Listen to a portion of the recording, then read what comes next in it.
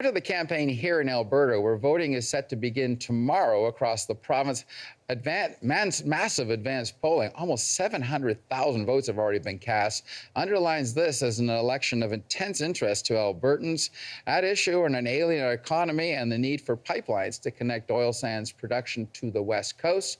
A poll by Nanos Research shows the two major parties are 8 points apart, with the UCP in the lead, although there's only a 3-point preference for Kenney over Notley.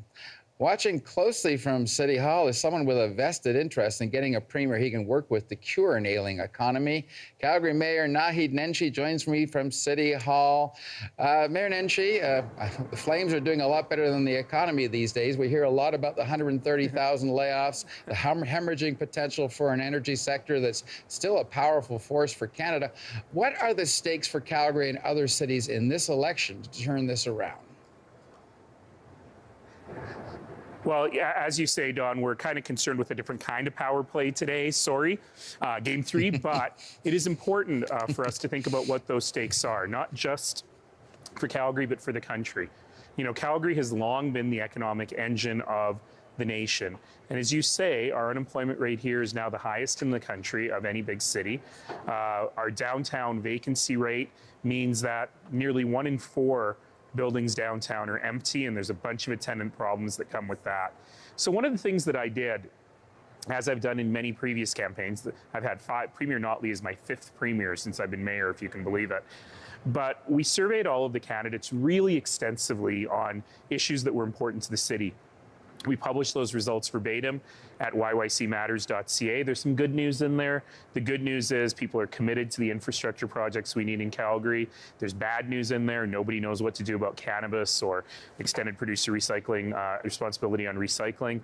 But the worst news, in my opinion, is that although in theory this campaign has been about the economy, we haven't really vetted the economic issues of the candidates. We've had lots of bozo eruptions. We've had lots of very troubling things going on around candidates, but we haven't really looked at those economic plans. So let me tell you something. They're not good. None of the parties really seem to have a great plan for what to do to help Calgary and to help Calgary now. And you know, the other thing is, the great truth that we have to tell ourselves is not one of these parties can do one thing to get the Trans Mountain Pipeline built 5 minutes earlier. They can do a lot of things to make it get built later. And so kind of that narrative is one that is frustrating to me, because I think it's masking the real lack of a plan to help those small businesses in Calgary, to help bring jobs back, to help Calgary businesses grow, and to attract new businesses to the city. But what did you want to hear from these candidates? Give me an example of something you think could have put a booster into the Calgary economy. What specifically were you wanting to hear that you didn't hear? Sure. I'm looking for all kinds of ideas, because I certainly don't have them all. But I have to say that the city of Calgary is feeling a little bit like we're out on our own here. And we're the order of government with the least ability to pay doing this. So for example, the city of Calgary has put $100 million into a venture fund to attract businesses to Calgary, to sweeten the pot a little bit. Neither the federal nor the provincial governments have been interested in helping out with that, with real economic development. We have a real problem, and it's very mathematical and a bit complicated, but because of the downtown assessment issue, small businesses outside of the downtown are seeing huge increase in their property taxes. And the city's been left to deal with this. We put $150 million in to help these businesses, but here's the ironic thing.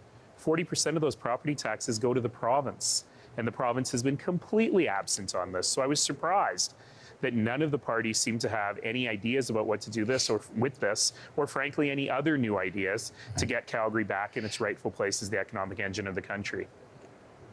Are you worried?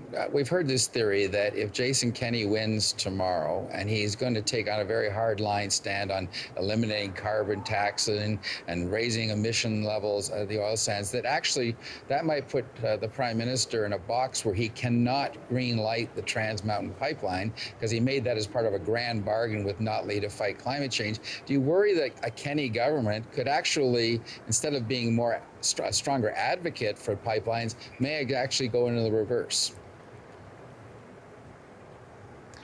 You know, I have had many, many, many conversations with the Prime Minister and with the entire federal government about the need to greenlight pipelines. And I got to tell you, it was a journey to get them there. And at one point, the Prime Minister said to me, you know, right now I've got 3 seats in Alberta. If I do all of this, how many seats will I have in Alberta? And I said, maybe 1?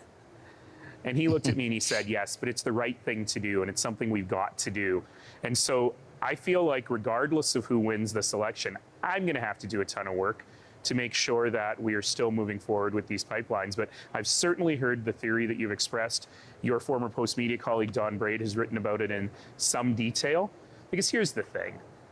With the carbon tax, the federal government could impose their own carbon tax as they've done in those other 4 provinces.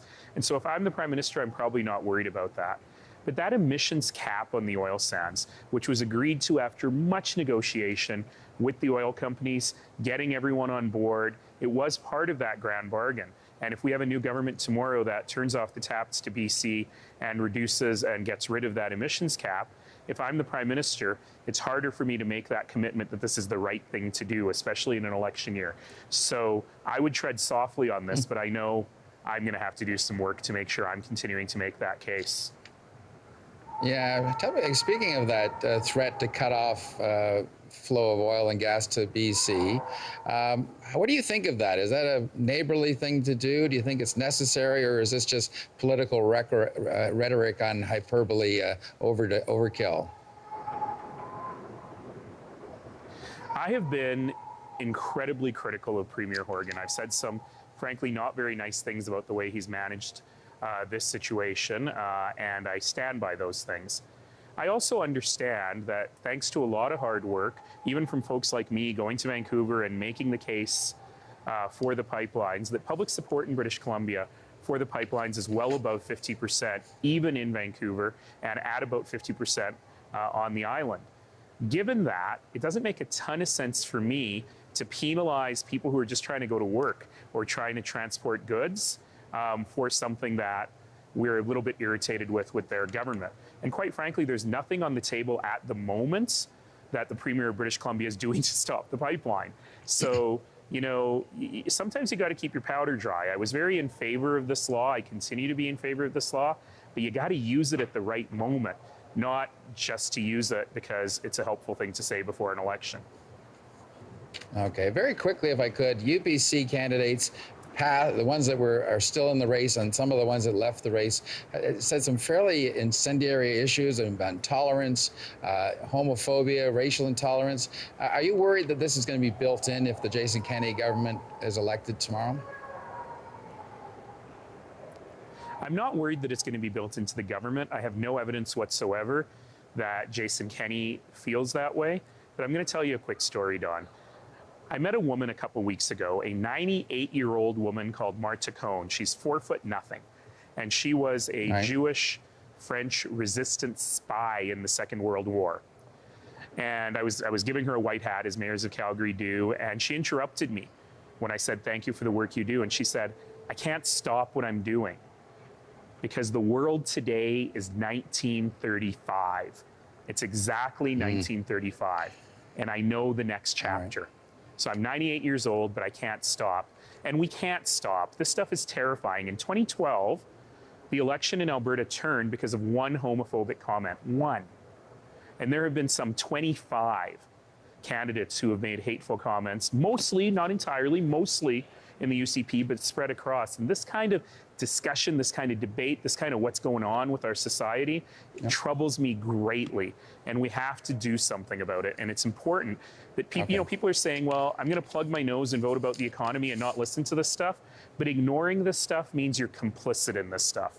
And if you believe that every human being on this land deserves to be safe and deserves to have opportunity, that's got to be part of our political conversation. All right. Mayor Nenshi, always a pleasure. Thanks for coming on, and go Flames go. Go Flames go, and everyone get out and vote.